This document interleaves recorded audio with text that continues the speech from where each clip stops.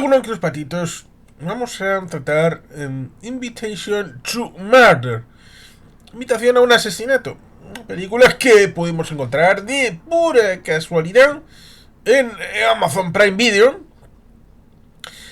producida por Lionsgate, un sello que en principio era de cierta solvencia, pero que nos encontramos con esta película que fue de unos 90 minutos, aproximadamente hora y media, y por su duración pues encajaba bien en las necesidades que teníamos, más allá de no encontrar nada en televisión que fuera de nuestro agrado. Pues bueno, pues después de dar una pequeña vuelta entre las opciones que nos sugería respecto de los productos ya hemos visto en Amazon Prime Video, pues no sería esta propuesta para visualizarla. Y dijimos, vamos a dar una oportunidad. Película de 2023, 90 minutos, sobre una florista que se ve involucrada en un asunto de asesinato, en donde debe de demostrar sus dotes de investigadora. Y ahí nos encontramos con una situación en cierta consonancia con una forma de hacer ciertas películas, en la que, como si fuera esto en la parte de Notting Hill, una película de hace 25 años, ¿quién lo diría? Aquella película de Julia Roberts con Hugh Grant, nos encontramos con la posición del lugar en Londres donde tiene la floristería y donde va a la amiga librera, con la idea de que sales, nos encontramos en la calle, en filas, y Saint Paul Cathedral al fondo, para geolocalizar y decir, ah, ahí está, un elemento identificable de Londres. Pero en buena medida esto se traslada a Estados Unidos, donde tiene lugar todo lo demás. A pesar de que hay un personaje que dice que proviene de Sevilla, España. Chachi Piruli. Bueno, pues muy bien. Muy salá, armi arma. No encontramos, por lo tanto, con el típico producto que pretende ser clasicista, pero llega a serlo. Llega a tener el alma de las producciones de Agatha Christie, a la que se menciona que la florista protagonista es la que tiene en los libros de Agatha Christie, porque estamos hablando de 1934, un esquema en donde, en paralelo, si esto fuera un universo o un multiverso, como decía respecto de Rush Hour y la situación de haber visto tal vez a Jeremy Irons en su película aquella de la situación en el final del mandato británico sobre Hong Kong y haber encontrado girando la cámara a Jackie Chan, salvo que reconozcamos que el fresco puede dar lugar a versiones multiversales, aquí nos encontraremos algo más o menos parecido, porque en 1934 creo recordar que nos encontraríamos también con la situación de los Armstrong, la zona de Nueva York, y la situación respecto de asesinato en el Orient Express, sin más lejos. Elijan ustedes si prefieren la original, la buena, la intermedia, la de David Sachet, o la un poquito más mediocre, la de Kenneth Branagh. Cada cual con lo suyo. Claro, nos encontramos con una disposición actual en la que vamos a situar tres escenarios. Nos encontramos con las películas de la trilogía que ha hecho Kenneth Branagh respecto al personaje de Hercule Poirot. Las tres están comentadas en este canal.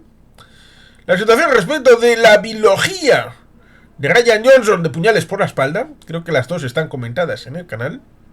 Creo recordar. No lo tengo 100% seguro, pero creo que sí. Nos encontramos con cosas como esta, que vienen sueltas, a pesar de que la promesa es que, siendo una película de 2023, va a tener dos secuelas, y las dos publicadas en este año 2025 que estamos transcurriendo. Así que, en principio, nos encontramos con una parte múltiple, las tres de Kenneth Branagh, las dos de Ryan Johnson, y una trilogía de la que comentamos la primera parte como esta invitación a un asesinato. En teoría funciona eso, de que estamos en un momento como en 1934. 6 desconocidos son invitados misteriosamente a una mansión de un multimillonario en una isla remota. Cuando uno de ellos es asesinado, nadie está a salvo y todos son sospechosos. Una historia de misterio. Y que tiene en parte rememoranzas de otras producciones. ¿Por qué lo digo? 6 personas invitadas, ¿eso recuerda a Cluedo? ¿Eso recuerda también a Un cadáver en los postres? Aquella película que en buena medida era risible a través de los personajes invitados respecto de el elemento, porque está una serie de personajes que son la representación de detectives famosos. Como dice un personaje al final de Un cadáver de los postres, el asesinado el fin de semana. Ese es el que ha acabado liquidado. Pero bueno, eso también ha tenido su posición en series. Sugerí en su momento a alguien, respecto de productos culturales, en series hay capítulos que se repiten. El atraco al banco, la ceremonia de celebración de los 15, 20, 15 años de la graduación. También nos encontramos con el capítulo refrito, recapitulación. Y también nos encontramos con el capítulo de Cena con Misterio. Cena con Misterio, Raj, Big Bang Theory. También las reglas del juego. En Psych, bueno, eso en Psych también, bueno, nos encontramos en aquella casa. Bueno, también nos encontramos uno específico, a pesar de que el tema de Cena con Misterio, pues se podía decir que en todos los capítulos había cierto misterio. Pero bueno, digamos que este específico de casa misteriosa, asesinato, investigación, elementos misteriosos están también en buena medida en las series. Recuerdo el capítulo de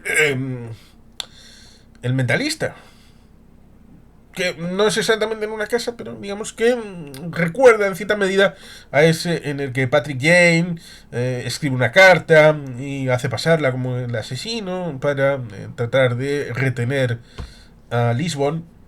Pero bueno, ciertamente de una variante u otra siempre hay este tipo. Recuerdo también a Monk.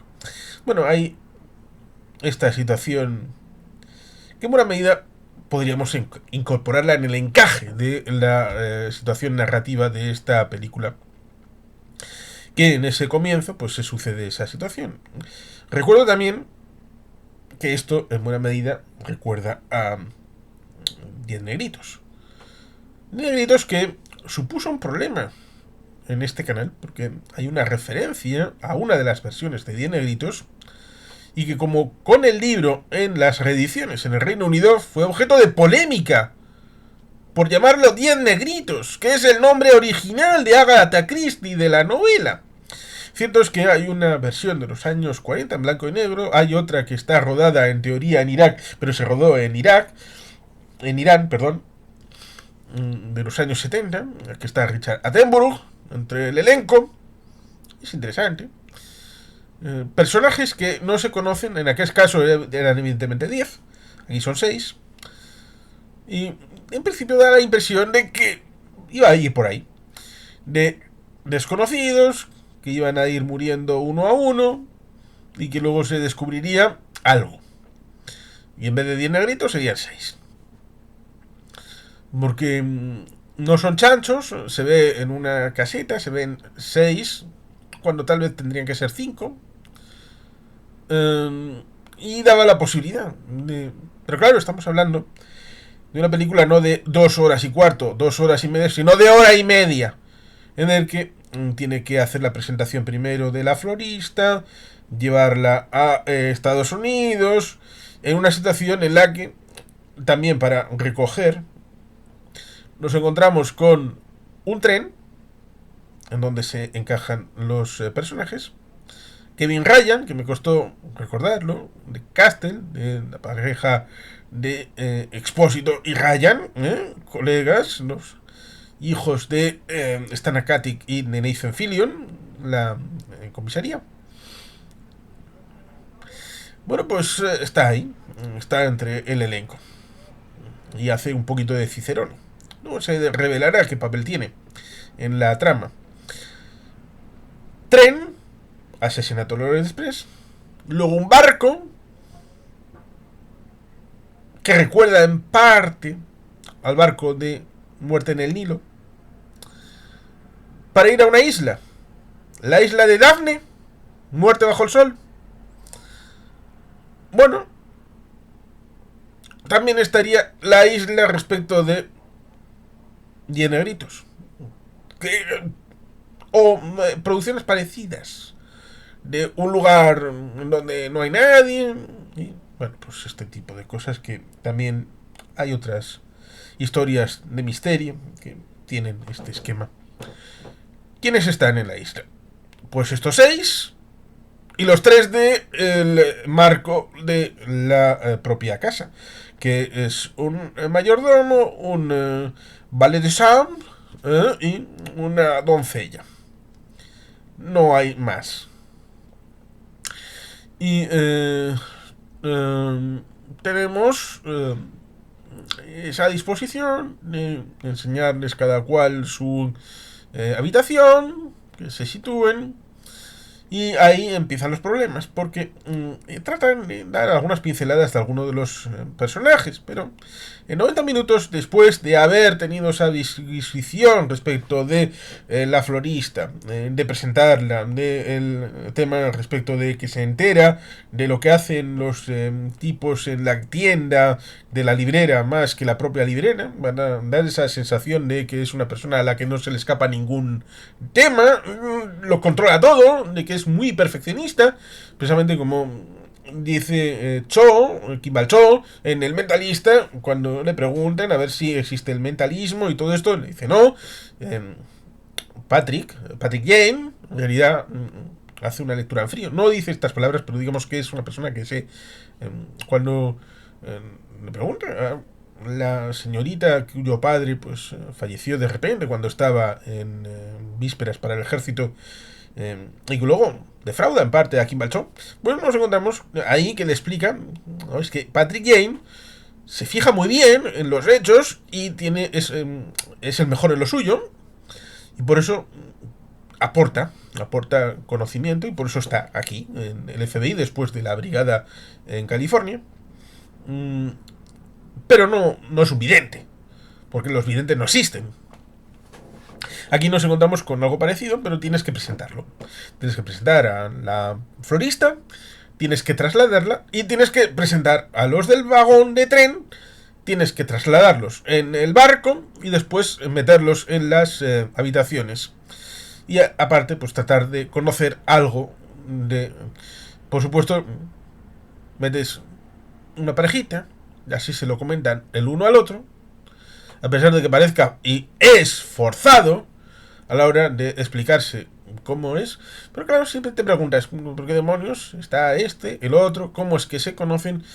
Un poco como cierto caso de una musa de la transición, en el que le acaban por revelar, oye, es que Serrano Suñer metió el pajarito fuera del matrimonio y de ahí naciste tú y ahora te estás enamorando de tu hermano, con lo cual en principio, salvo las cuestiones reproductivas, pues en principio hermanos, pues en principio biológicamente podrían hacerse, pero digamos que es poco ético.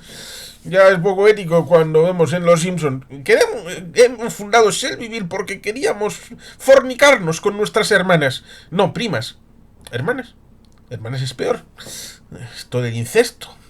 Recuerdo el franquismo, cuando Mogambo se convirtió en una película que había ciertos problemas humanos.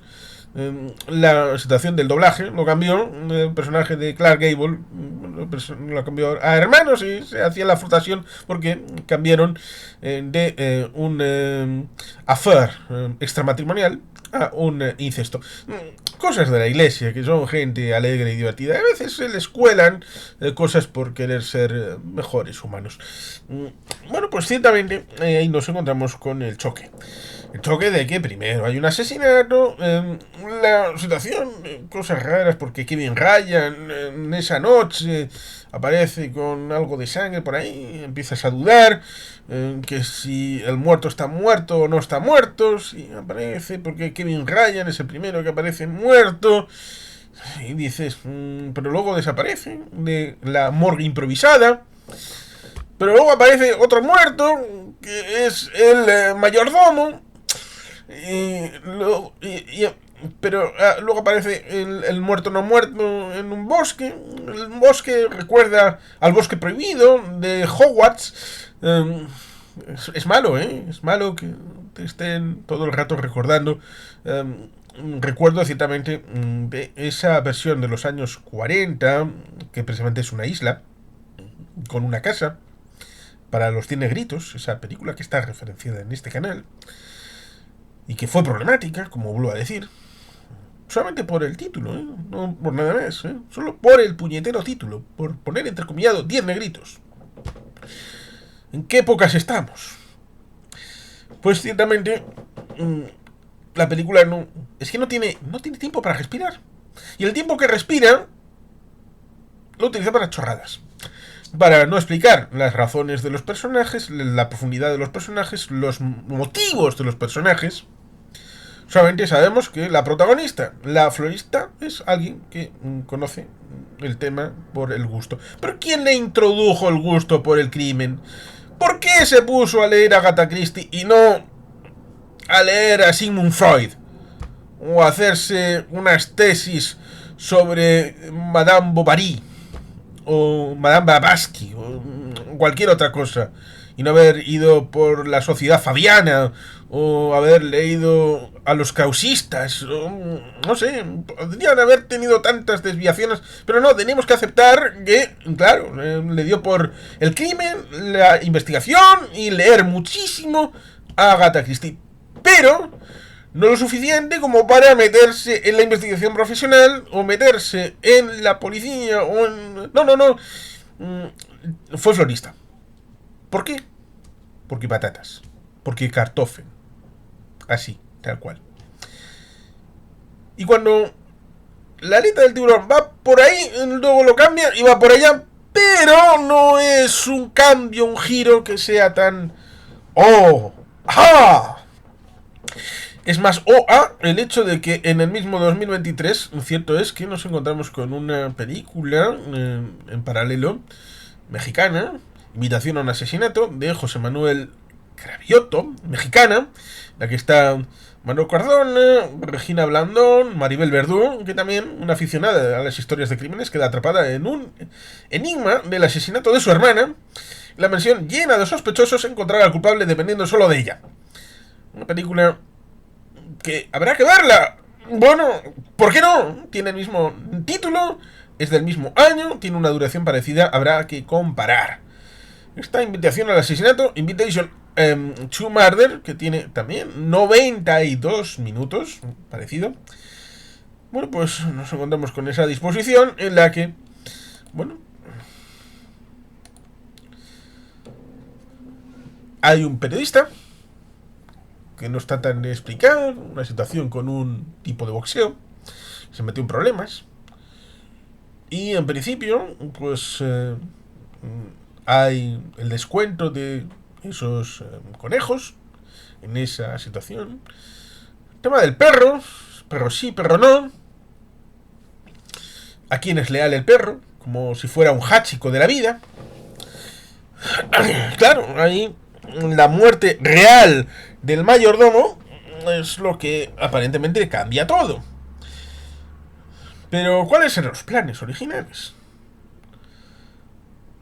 Porque luego se nos revelará que el juego era un 5+1. Y el +1 era el periodista. Ese tipo aparentemente freelance. Ese personaje que parece que no tiene relación con los otros, a pesar de que se pueden hacer diagramas de Venn de lo que quieras. En donde, supuestamente, era no para ningún elemento oscuro, sino para una conspiración de reparto de bienes. En donde ¿podría ser para el único superviviente? No, es que ya desde el inicio, supuestamente, el patrón, que es el mayordomo, que se había disfrazado de mayordomo, que era el auténtico dueño de la finca, quería darle la herencia solamente a uno, que es el periodista, aunque con un fideicomiso donde se le daría una compensación a los otros 5, pero en realidad era para los... Y Kevin Ryan era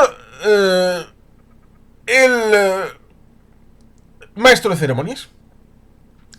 Por lo que, siendo 5+1, entonces sería Kevin Ryan el diferente. Y no el periodista. Entonces, tampoco sería la diferente, la florista, sino que la florista, el padre, sería el mayordomo, que es el dueño de la finca, que era una picha brava, y en un momento dado, en unas estancias secretas, se ve un montón de fotos. Era un follador vivo, era, como si fuera Gengis Khan revivido. Bueno, Gengis Khan tuvo más amantes e hijos por ahí, pero digamos que hay unas fotos de esta gente que es talqueo, es brutal, Eso sí recuerda, en parte, a Perdidos, aquel faro en donde, con una situación de juego de espejos, se veía a los que iban a ser los candidatos y a los que se indujo a ir en el vuelo de Oceanic, que fue el que se estrelló en la isla, en el capítulo 1.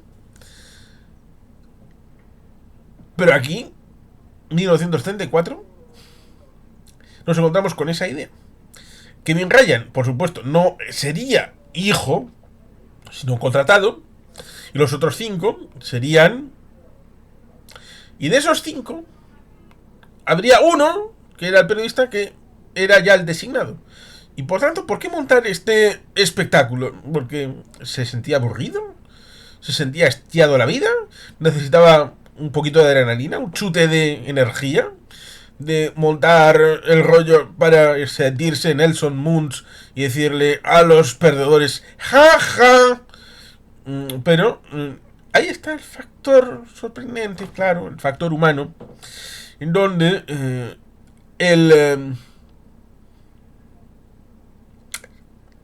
hasta cierto punto es comprensible. El ser humano, cuando no le explicas las cosas y por dónde va, tiende a hacer las cosas por su lado. Y el periodista que está curtido en la calle y hace sus cosas porque ha sido dado el lado, lo mismo que supuestamente siendo hijos de ese benefactor con muchos millones y que han sido dejados de lado durante toda su vida desde la concepción, solamente el tema del esperma, taca, las madres ala, y abandonados, todos ellos, para ser investigados, a ver luego cuál podría ser el mejor espécimen para la herencia. Bueno, y elige 5. Y de esos 5 incorpora a esta persona que es la ganadora y los otros no. Con esa disposición en la que no lo controla todo, porque este personaje es el que acaba liquidando. Lo cual resulta curioso porque uno de los choques que hay entre la florista y los demás es cuando se pone al cargo de la resolución del crimen y dice: todos, incluyéndose a sí misma, todos aquí somos potenciales criminales.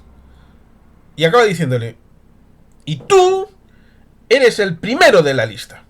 Y se lo dice al periodista, con el que supuestamente había tenido un cierto grado de acercamiento. Se pone un poco así. ¿Cómo puede ser? Eh, Cierto es que el tema de los desayunos, comidas, cenas, la idea de convivencia se deja atisbado, apuntado. La idea de la profundización de los personajes es horrible.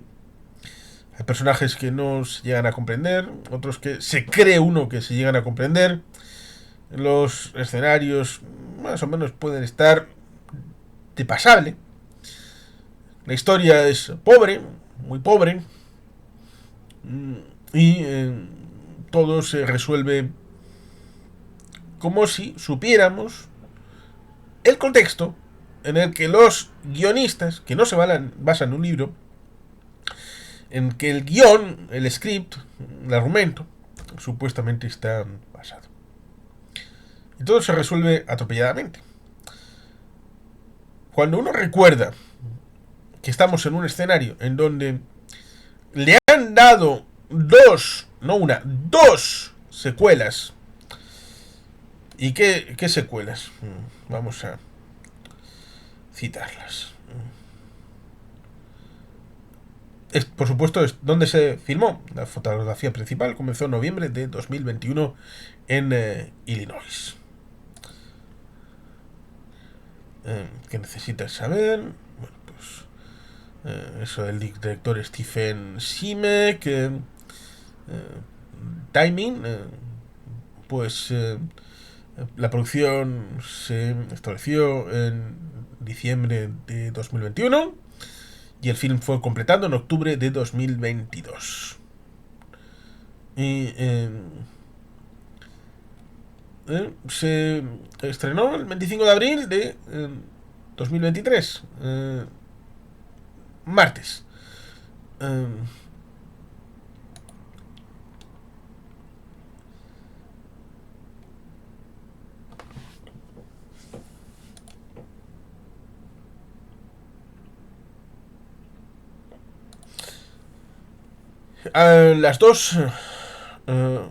Las dos películas que van a ser la secuela son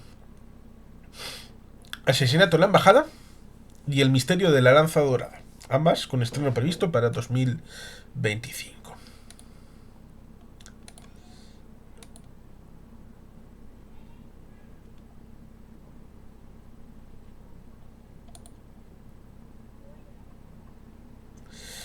Y ciertamente la propuesta es bastante pobre, como digo.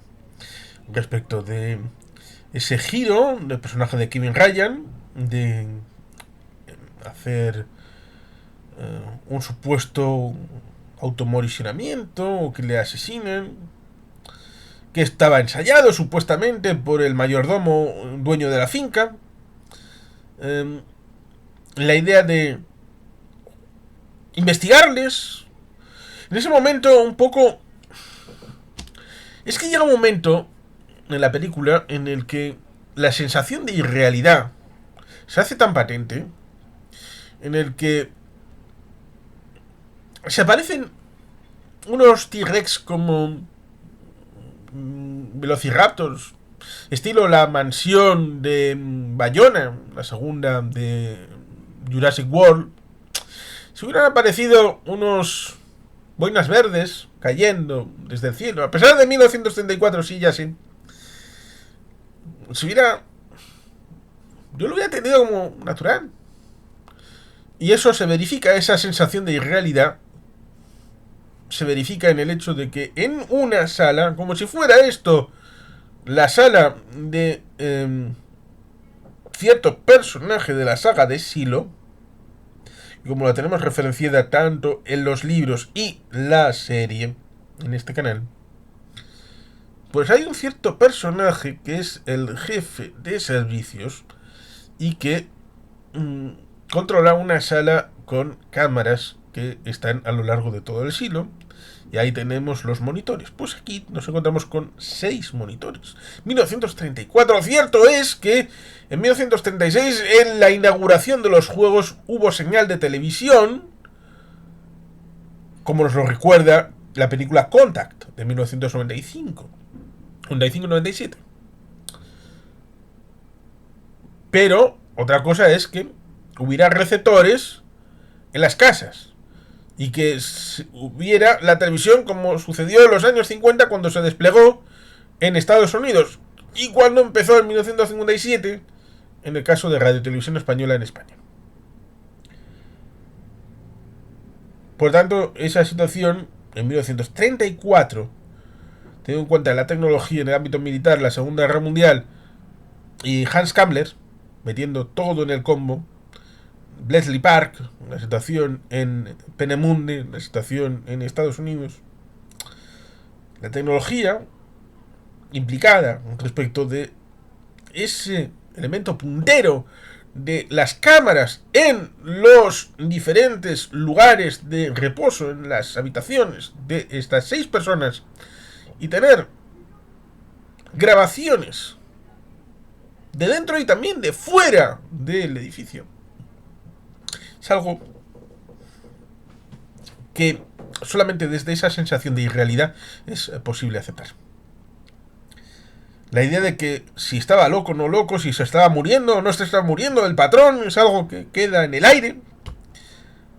Si quería que le mataran o no le mataran, ¿quién luego va a ser el receptor de los beneficios? Y teniendo en cuenta de que hay otras 2 películas, ¿dónde queda la floristería?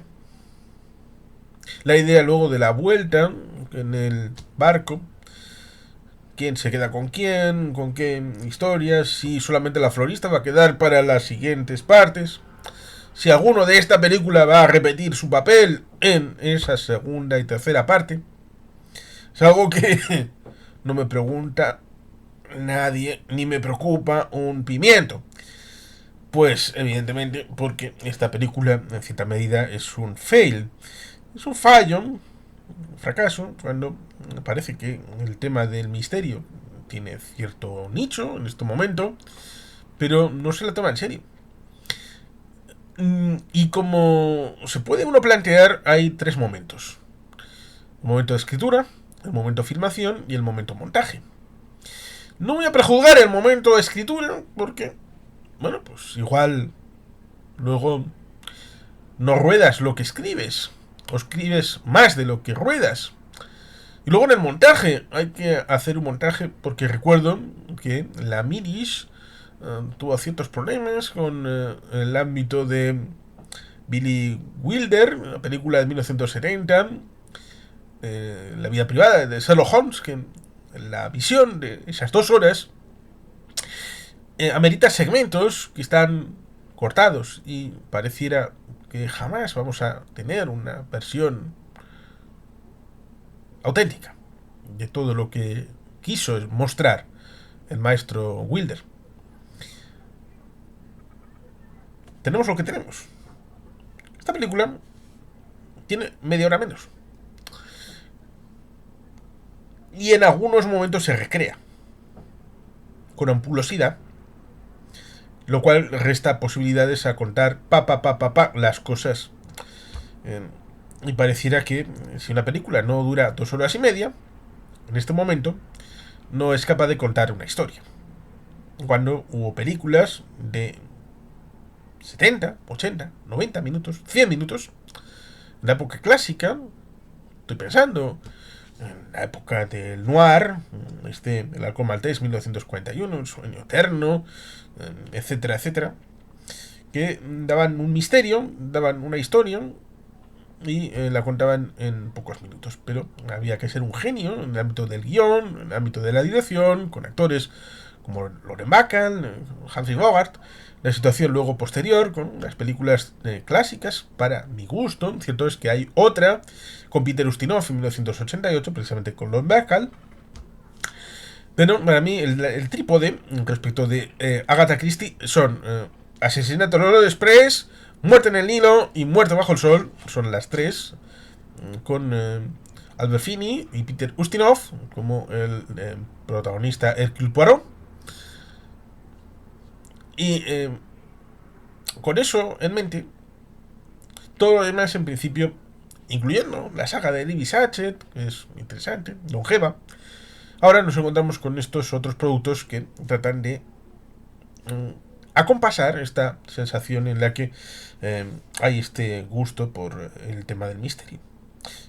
Gusto cara al espectador, porque cara al rodaje y al montaje me parece un insulto en cierta medida. No sé qué era lo que querían mostrar, pero falta metraje, falta historia, falta comprender la motivación de los personajes, falta un montón de elementos que darían corazón a esta historia. Solamente desde un papel voluntarista en donde le cojas parte de Toro Salvaje y se lo pongas al personaje del periodista. Cojas, bueno, no voy a decir de dónde ni de otro lugar porque, pero bueno, cojas equivalentes respecto de otras películas, otros productos, Las calles, Taxi Driver, da igual. Por no centrarse en Martin Scorsese, podrías meter a otros productos culturales de otras cosas. Pero necesitas tirar.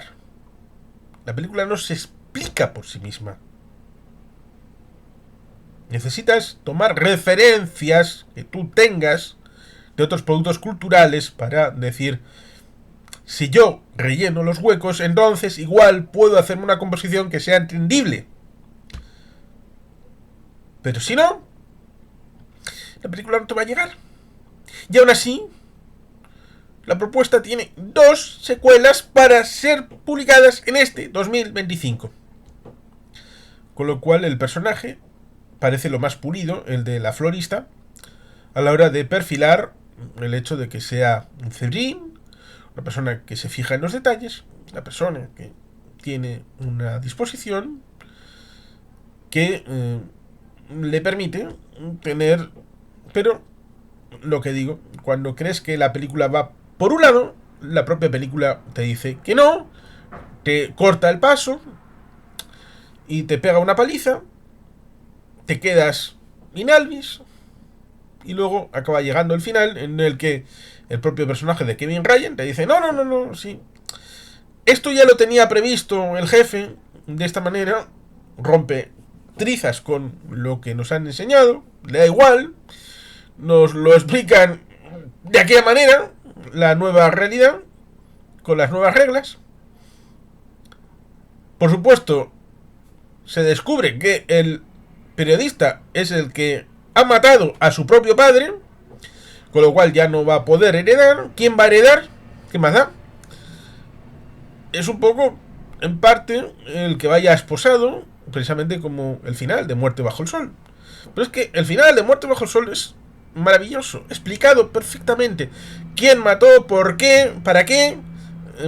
Que da un círculo a la primera secuencia en mitad de la campiña, en donde muere alguien, luego van a Seguros Troyana, aparece Poirot, y bueno, pues ahí se desarrolla una trama que está coherente. Aquí han tratado de hacer algo homenajeando a Agatha Christie, homenajeando las películas de Hercule Poirot o Miss Marple, pero no tiene entraña, no tiene corazón, no tiene alma. Y por tanto, cuando uno ve un 2 en alguna de estas plataformas de puntuación, pues no puede uno sino decir, bueno, pues es lógico. Es lógico, en este caso sí. Hay otras que dices, es sorprendente, no tiene sentido, pero en este sí. En este caso sí tiene bastante sentido. Alguien dice, si bien no es memorable, Invitation to Murder es lo suficientemente divertida como para que los fanáticos del misterio, especialmente los fanáticos de Agatha Christie, seguramente lo pasen bien, los visuales atractivos, su elenco agradable y su entretenido conjunto de personajes. Yo diría que no amerita el hecho de darle una oportunidad. Hay otros productos mucho mejores, por ejemplo, Misterio en Venecia, Muerte en Venecia, o como era Hunting in Venice, esta que está comentada, que es la mejor de la trilogía de Kenneth Branagh, esa es muy recomendable. O las de Rian Johnson. Mejor eso que meterse en estos jardines. O ver las de 10 negritos, cualquiera de las versiones, la de los años 70, la de los años 40. Hay más misterios por ahí que ameritan nuestra atención. Y por tanto yo la desrecomiendo. Y por tanto, digamos que todo esto que he comentado, digamos que es algo que literalmente no tengáis nada mejor que hacer o ver, mejor ver otra cosa. Bueno, si no queda otra, hay cosas peores, ciertamente, que ponerse a ver esta propuesta. Pero tratar de evitarlo. Hay cosas ciertamente mejores que ver. Así que aquí está, Invitation to Murder, invitación a asesinato, 2023. Y sin más, queridos patitos, es que ricasco, agur brobat, Betty Helpian.